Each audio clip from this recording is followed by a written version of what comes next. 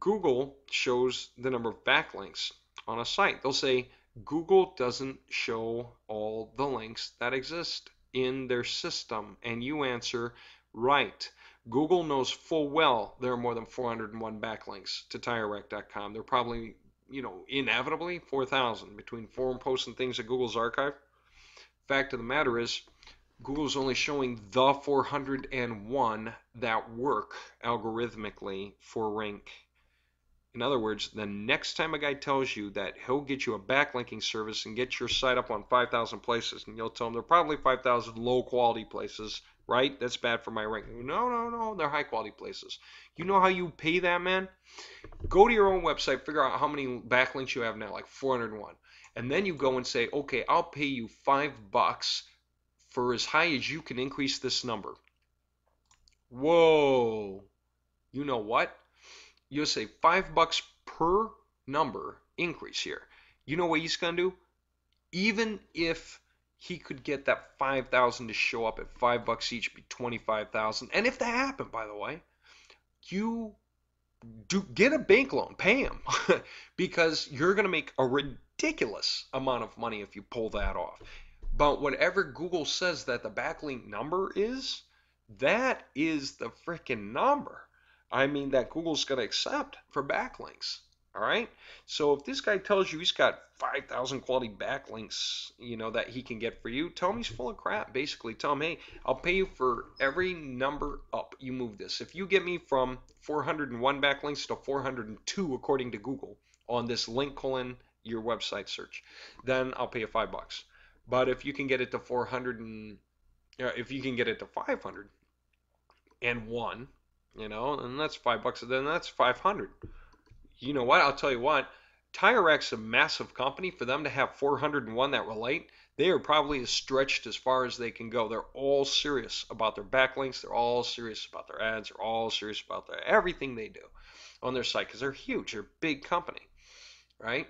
And they're serious about their presence because they sell most of their tires online. Flat out tell you that. All right. Important stuff to understand. Anyway, okay, I've been going through a lot of this training series to just sort of open your mind to a lot of concepts. Here's another one. Let me just kind of give you one to close with. How do you evaluate an MLM, right? You know if it rolls, if it doesn't continue to grow, it rolls up. How do you evaluate the quality of an MLM? This is an important one. Everyone throws their MLM at you. And people waste freaking months and a lot of money joining tons of MLMs, and then the blasted things don't work. First concept in an MLM. Either the MLM is sold as an affiliate system, or it's sold as a product or service, right? Either you sell it like a product or service, you sell it like it is, like it says it is, or everyone sort of agrees that the product or service is negligible or generic or not really that important, not that great. They'll talk about it highly, but that's the lead-in to really get people to join the affiliate program. And the only darn reason the product or service exists is because it allows the affiliate program to propagate legally, right? The fact that everybody is selling something is that kind of idea. And don't ask me about cash gifting. I don't know enough about it. I've got a lot of people come through that get my stuff that are cash gifters, but I can't tell you the ins and outs of cash gifting. Never studied it, probably never going to, because I just am not into it. But the fact of the matter is, and I'm not saying anything about it. I don't know left or right. But the fact of the matter is this, MLM. All right, either you sell it as a product or you sell it as an affiliate system. If you're gonna, very rarely can you sell it as both. Very rarely does the product really do something that benefits most people or a lot of people in the market very well. Okay, most of the time an MLM was created for the purpose of having the affiliateship. Not much attention was paid to the product or service. Then again, how do you evaluate the quality of one versus another? Let me give you an example. If you have an online newspaper appear for the very first time, brand new online newspaper, okay, journalists you never heard of before, men and women alike, writing in their newspaper, and they launch, and they give a little bit of content for free, but not much, and they cost $15 a month. And if you join, you pay $15 a month to read their paper. All right, kind of understand the idea. You're sort of pitching in, for all their salaries and to keep them writing and all that kind of thing. Keep the news coming through the online newspaper. Well, how much do you make out of that amount you spend? in commissions. Well, I've actually watched one, and it paid $1. So if you got someone else to pay $15 a month for that newspaper, then you earned $1 for every month they paid. All right. So in order for you to make your money back, you had to get 15 people to each pay $15 a month. What's the fallacy here? The fallacy is no one knows the journalists. Maybe you like Rush Limbaugh. I'd like to read The Economist. Maybe it's the other way around. And so we don't know these journalists. I don't know how they write. I don't know what it's like. I've got a flavor and a taste that I stick to. You got a flavor and a taste that you stick to. What's with these new guys? I have no idea whether I'm going to like them or be interested in what they're doing. I am getting all the news I want from the news sources that I don't have to pay for. Okay? So I'm not going to buy it as a product or a service. I'm not going to buy it for that reason. The only reason I would buy it would be for the affiliate system value. But in order to generate, I mean that's where we evaluate the pay. If you got to pay 15 but you only make one, it's crazy.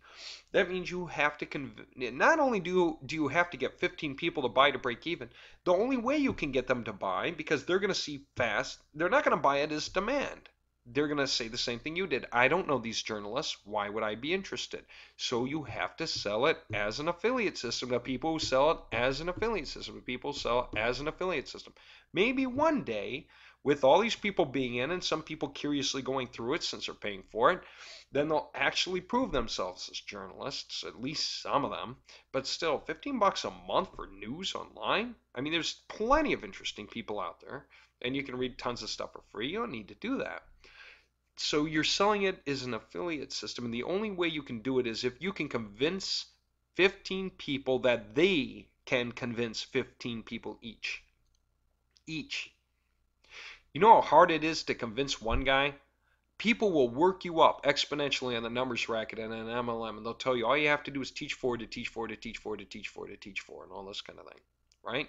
It's crazy because you don't think about how much work it is to teach one, let alone then turn and teach the next, then turn and teach the next. If there's so much teaching, you're going to have huge attrition. It's going to take a long time. You'll get something broken down. Let me compare that, which I would call a bad MLM, right? An online newspaper that charges $15 a month and pays out $1 a month, with journalists you've never heard of. You sell it as an affiliate program. You only make 1/15 in commission, which is crazy, 7.5%. That's it. And it's impossible. You got to teach 15 people to teach 15 people each. Now, let's compare it to a good MLM. What would an example of a good MLM be? How's this? Everybody online basically is either drinking pop or drinking coffee, right? And we know nobody wants to sell generic pops because we all have our favorite pop. Coke, Sprite, 7-Up, Faygo, you name it. Everybody's got their favorite. But when it comes to coffee, here's what it is. People are sitting around drinking their cheap coffee constantly while they're looking around the internet to make money. Okay? Tons of demand, right? How about selling gourmet coffee that is delivered to your door? Heck, coffee is the second most commodity sold on earth under oil, and maybe underneath movie popcorn at the theater. I don't know. Depends on how you quantify. I'm making a joke here. Fact of the matter is, coffee is the second most sold commodity in the world. Everyone's freaking drinking that or pop anyway, and a lot of people are drinking coffee. And a lot of people on pop will switch to coffee if they're making money on it. And gourmet coffee, how much does it cost if it's delivered to your door by the pound? Guess what? That number is really open to interpretation. It's vague. There isn't a fixed answer. If I told you it cost $89 a pound, you might say, well, it better taste pretty darn good. And if I said, what if the affiliate commission on the thing paid 30%? And you made, if it was $89, it'd be $90, 30%. Let's say a third. So $30. You made $30. And it's gourmet coffee. It's not the cheap crap you're drinking while you sit there.